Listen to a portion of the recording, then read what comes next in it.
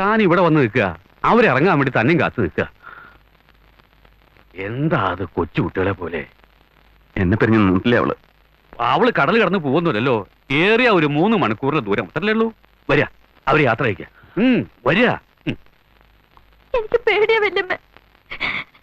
എന്താ കുട്ടി ഇത്? എന്തിനാ പേടിക്കണത്?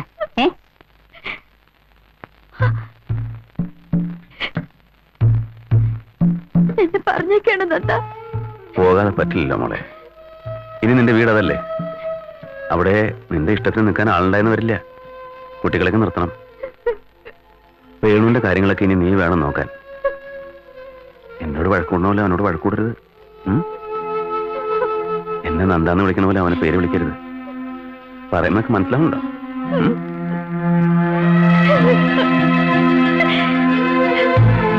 ഇനി സ്വസ്ഥായി. 2 കുട്ടികളും ഓരോ സ്ഥിതിയിലായില്ലോ. ഒക്കെ ഈശ്വരാധീനം. എല്ലാം അവിടെ പറയാന്നല്ലാണ്ട് എന്താ? അതെ, അറിഞ്ഞില്ലട്ടോ. ഞാനൊരു കാര്യം ഏറ്റെടുത്താൽ അത് ഭംഗിയാക്കി നടത്തും. 2 കല്യാണങ്ങളും ഒന്നിച്ച് നടത്തിയാ മതി എന്ന് പറഞ്ഞു നന്ദഗോപാലൻ. അപ്പോഴല്ലേ ജാതകത്തിന്റെ പ്രശ്നവും ജോലിയുടെ പ്രശ്നവും വന്നത്. ഒക്കെ പറഞ്ഞ് ശരിയാക്കിയില്ലേ ഞാൻ? ഇപ്പൊ കാര്യങ്ങളൊക്കെ ശുഭായില്ലേ? എന്താ ഈ ബന്ധങ്ങൾ എന്നൊക്കെ പറഞ്ഞ ജീവിതത്തിലൊരു ഭാഗ്യം തന്നെയാ. അത് ശരിയാവാണ്ട് അറിയിക്കണവരെത്രയാ? പറയണില് തെറ്റുണ്ടോന്ന് എനിക്ക് നിശ്ചയില്ല. എല്ലാം തുറന്നു പറയണ പ്രകൃതമാണല്ലോ എനിക്കുള്ളത്. വേണുവിന് കിട്ടിയ കുട്ടിക്ക് ഇത്തിരി അഹങ്കാരം ഉണ്ടോന്ന് എനിക്ക് സംശയം. ഒന്നും മിണ്ടാണ്ടിരിക്കേ. എല്ലാം തുറന്നു പറയാന്നല്ല നിങ്ങളുടെ സ്വഭാവം, എല്ലാം കൊനിഷ്ടാക്കി പറയാന്ന. അയ്യോ, വെറുതെ തോന്നുകയാ ഗോമതിയമ്മേ. അമ്മ ശുദ്ധഭാവാ. അന്ന് ആദ്യമായി നന്ദഗോപാലിന്റെ വീട്ടിൽ പോയപ്പോ തന്നെ ഞാൻ മനസ്സിലാക്കി. ഇത്തിരി കുസൃതി ഉണ്ടെന്ന് മാത്രം. ചെറിയ കുട്ടിയല്ലേ അവളെ. എന്നാ ഞങ്ങൾ ഇറങ്ങുക.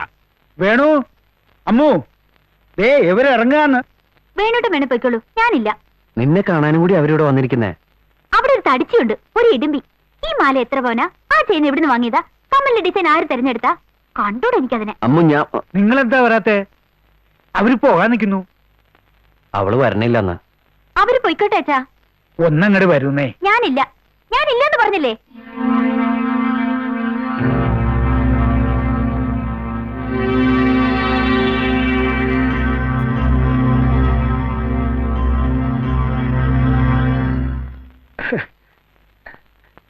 അമ്മുന് തലവേദനയാ, കിടക്കയാ, ക്ഷീണം ഉണ്ടാവും. അവൾ ഇവിടെ തന്നെ ഉണ്ടല്ലോ. ഇനിയും കാണാം. എന്നാ ഇറങ്ങല്ലേ? ഇറങ്ങ.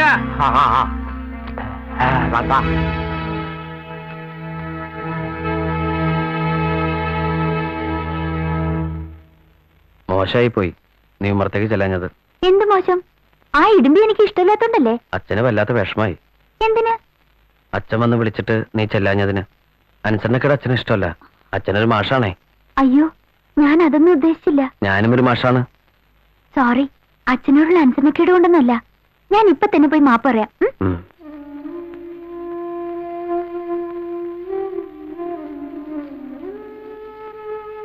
അച്ഛാ, ഞാൻ ഉമ്മറത്തേക്ക് വരാത്തതിന് അച്ഛന് വിഷമായോ? ഓ, സാരല്ല. അച്ഛനോടുള്ള വിരോധം കൊണ്ടൊന്നുമല്ല. ആ അമ്മ ഇഷ്ടമില്ലാത്തോണ്ടല്ലേ? ഇനി അങ്ങനെ ഉണ്ടാവില്ല. സാരല്ലോളെ, അച്ഛനത് എപ്പോഴേ മറന്നു.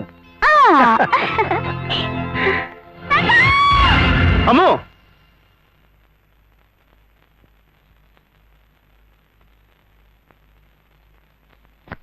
എന്താ? എന്ത് പറ്റി നന്ദേട്ടാ? ഒന്നുമില്ല, ഒരു ചീത്ത സ്വപ്നം കണ്ടു. അതെ, സന്ധ്യക്ക് കിടന്നിങ്ങനെ ഉറങ്ങിയിട്ടല്ലേ? വരൂ, താഴേക്ക് പോം. ഈ വീട് വിട്ട് പുറത്തിറങ്ങിയിട്ടില്ലേ അവള്? അവിടെ എങ്ങനെ ഉണ്ടാവോ? നന്ദേട്ടൻ ഇങ്ങനെ പരിഭ്രമിച്ചാലോ?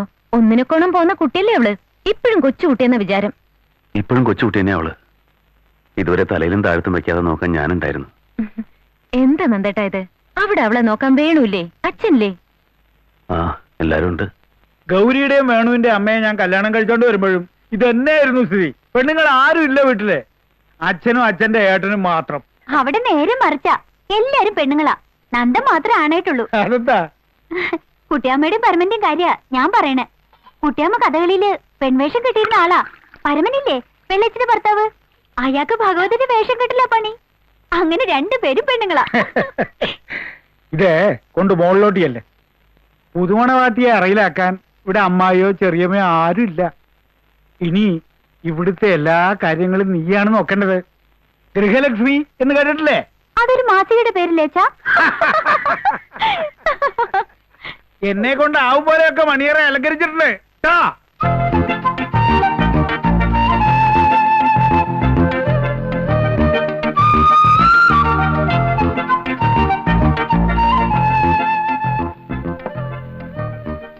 ഇനി ഈ കണ്ടഭാരങ്ങളും കർണഭാരങ്ങളൊക്കെ അയച്ചേക്കണം. പിന്നെ ഒരു സിമ്പിൾ ചെയിൻ, കാതിലൊരു ചെറിയ കമ്മല്. ഒറ്റ കാതിലോ? ഈ ടിവിയിൽ കാണുന്ന പാട്ടുകാരെ പോലെ?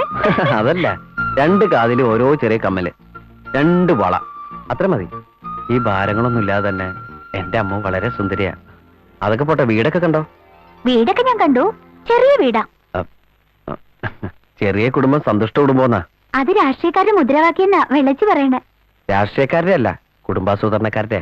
അതിന് നമുക്ക് 7 കുട്ടികളുണ്ടാവുന്നാണല്ലോ കൈനോട്ടക്കാരി പറഞ്ഞത്. അയ്യോ, ഇതിനൊക്കെ ആര് പോറ്റും? ഞാൻ. എനിക്ക് പിന്നെ വേറെന്താ പണി? വേണുട്ടിനെ കുട്ടികളെ നോക്കാന്നല്ലാതെ. പിന്നെ ഇതിനൊക്കെ പൈസ വേണ്ടേ? പൈസ ഇഷ്ടംപോലെ നന്ദന്റെ കയ്യിലുണ്ട്. ഉം.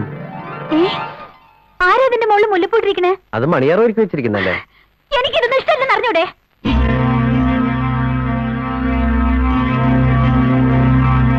കല്യാണം നേരത്തെ ഒരു ഇത്തിരി സമയത്തേക്ക് ഞാൻ എങ്ങനെ ഈ മുല്ലപ്പൂന്റെ നാറ്റ് സഹിച്ചെന്ന് എനിക്കേ അറിയൂ. ഞാനിത് ആദ്യമായിട്ട് കേൾക്ക. മുല്ലപ്പൂര് നാറ്റോ? അതെ, നാറ്റം തന്നെ. എനിക്ക് തലവേദന എടുക്കും. ഒന്ന് പതുക്കെ പറയും. അച്ഛൻ മെനക്കെട്ട് അലങ്കരിച്ചാ. മെനക്കെട്ട് അലങ്കരിച്ചിരിക്കണു. നിങ്ങളുടെ അത്ര പേർ ജോലിയൊന്നുമില്ലേ?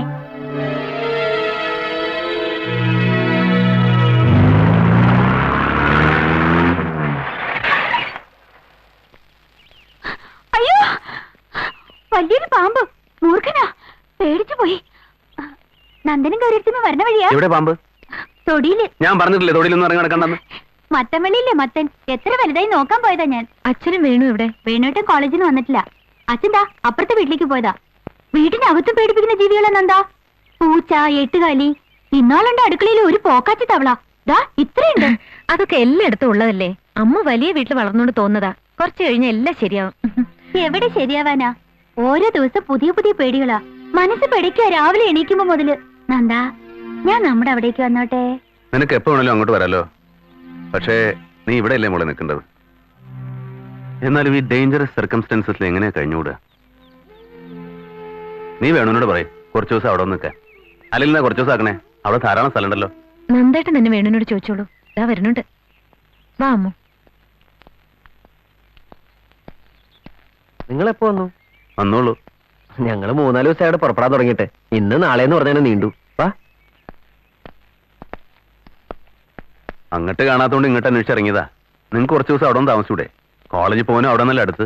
അപ്പൊ ഇവിടെയൊക്കെ ആര് നോക്കും? അമ്മൂനും ഇവിടെ പിടിക്കണ്ടാവില്ല. ഓരോ ദിവസം ഓരോ പേടികളാ. ആദ്യം കുറച്ച് ദിവസത്തിന് പ്രയാസം ഉണ്ടായിരുന്നു. അത് ആർക്കായാലും ഉണ്ടാവില്ലേ? ഇപ്പൊക്കെ ശരിയായി. ഇവിടുത്തെ പോലെ അവിടെയും കരുതാം. അമ്മൂന്റെ ഒരു സേഫ്റ്റിയോടെ ആലോചിക്കുമ്പോ ഇവിടെയും ഷീസ് ക്വൈറ്റ് സേഫ്. ഒന്നുകൂടെ ആലോചിക്കും. നിങ്ങൾ രണ്ടാളും അവിടെ ഒന്ന് താമസിക്കുന്ന എന്റെ അഭിപ്രായം. നന്ദേട്ടന്റെ അഭിപ്രായം പറഞ്ഞു. പക്ഷേ എനിക്ക് എന്റേതായ ഒരു അഭിപ്രായം ഉണ്ടാവുമല്ലോ.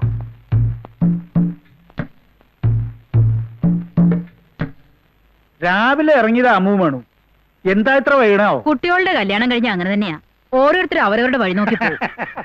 അതിന് തന്നെയാണല്ലോ അവരെ കല്യാണം കഴിപ്പിച്ചു വിട്ടിരിക്കണേ. അല്ലെങ്കിൽ ഇത് മാഷയുടെ പിറന്നാളായിട്ട് ഉച്ചയ്ക്ക് അച്ഛൻ്റെ കൂടെ ഊണ് കഴിക്കാനും കൂടി നിൽക്കാണ്ട് പുറത്തു പോവോ? ഈ രാധ ഉള്ളത് കൊണ്ട് ഞങ്ങൾക്ക് കുറച്ച് പായസം കിട്ടി. അതവൾ ഓർമ്മിച്ച് കൊണ്ടുവന്നല്ലോ.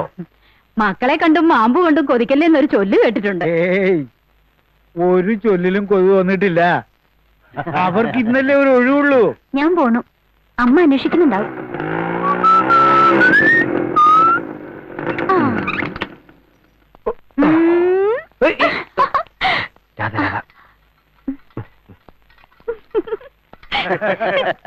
വന്നോ? ഇപ്പൊ പറഞ്ഞേ ഉള്ളൂ നിങ്ങളുടെ കാര്യം. എന്തെങ്കിലും കഴിച്ചോ നിങ്ങൾ? ഞങ്ങള് ഹോട്ടലിൽ നിന്ന് കഴിച്ചു. കല്യാണം കഴിഞ്ഞതോടെ വേണു ആളാകെ മാറി. അച്ഛന്റെ പിറന്നാളാണെന്നുള്ള കാര്യം മറന്നു. അതെ. വേണോട്ടൻ എന്നോട് പറഞ്ഞില്ല. ഇതൊക്കെ പറഞ്ഞിട്ട് വേണോ അന്വേഷിച്ചറിയണ്ടേ? ആരെങ്കിലും പറഞ്ഞുതരാതെ ഞാൻ എങ്ങനെ അറിയാ? അറിഞ്ഞിരുന്നു വെച്ചാല് ഞങ്ങൾ പുറത്തു പോയി ഭക്ഷണം കഴിക്കുവോ? സാരമില്ല. ഇനി നമുക്ക് ഡേറ്റ് ഓഫ് ബർത്ത് ആഘോഷിക്കാം. 18-ാം തീയതി. തൽക്കാലം അങ്ങനെ സമാധാനിക്കുക. പോയ ബുദ്ധി ആന പിടിച്ചാ വരില്ലല്ലോ. പെണ്ണുങ്ങൾ പിടിച്ചിരിക്കുന്ന ബുദ്ധിയാണെങ്കിൽ പ്രത്യേകിച്ചും.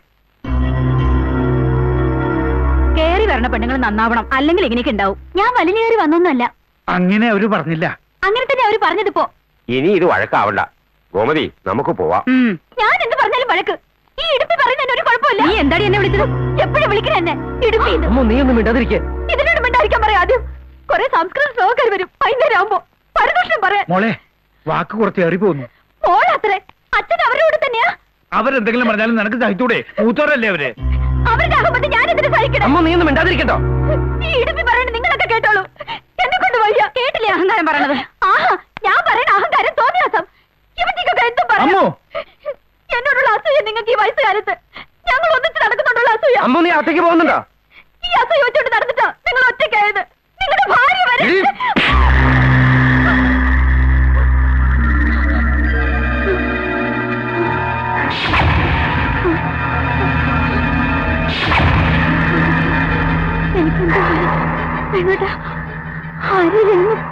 നന്ദ നന്ദന നന്ദ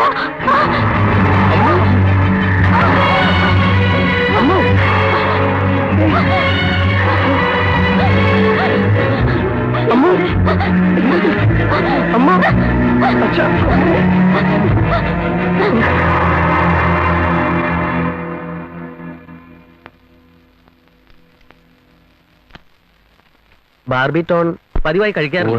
അതൊക്കെ കല്യാണത്തിനിടയിൽ മറന്നിട്ടുണ്ടാവും. എന്നാൽ ഈ ചൊള്ളിതീനുള്ള കുട്ടിയാണല്ലോ. 4 കൊല്ലം തുടർച്ചയായി കഴിച്ചാൽ കംപ്ലീറ്റ് മാറൂന്ന്. ചിലർക്ക് 4 കൊല്ലം, വേറെ ചിലർക്ക് 6 കൊല്ലാവും ഇത്. ഏതായാലും ഇനി എന്തെങ്കിലും ഉണ്ടാവുകയാണെങ്കിൽ എന്നെ അറിയിക്കണം. എന്നാ ഞാൻ ഇറങ്ങട്ടെ. ശരി.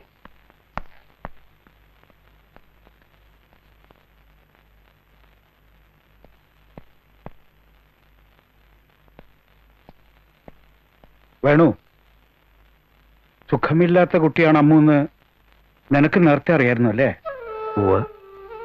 എന്നോട് പറഞ്ഞില്ല. ആരോടും പറഞ്ഞിട്ടില്ല. ലോകം മുഴുവൻ അറിയിക്കേണ്ട കാര്യമില്ല ഇത്. എന്നാലും നിന്നെക്കൊണ്ട് സുഖമില്ലാത്ത ഒരു കുട്ടിയെ.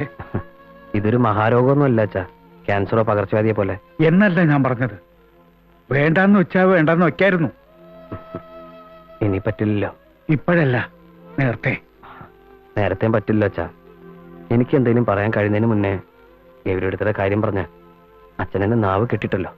പെരം നിറഞ്ഞിരിക്കുന്ന പെൺകുട്ടികളുടെ. നീ എന്നെ പരിഹസിക്കുകയാണ്.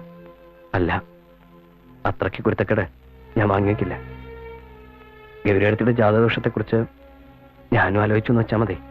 അസുഖമുള്ള കാര്യം അറിഞ്ഞപ്പോഴെങ്കിലും നീ പറഞ്ഞിരുന്നു വെച്ചാൽ.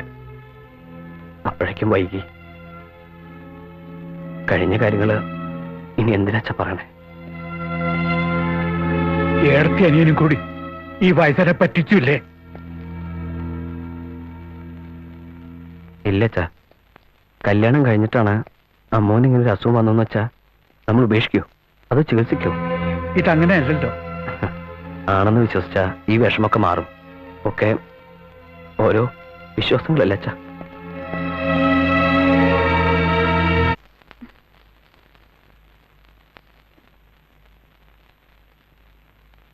വേണുട്ടിനവിടെ ഡോക്ടറെ പറഞ്ഞയക്കാൻ പോയതാ. ഇപ്പൊ വരും.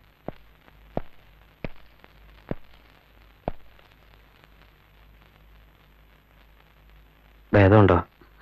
മരുന്ന് കഴിക്കാറുണ്ടായിരുന്നില്ലേ? 1-2 ദിവസം കഴിച്ചില്ലെന്ന് തോന്നുന്നു.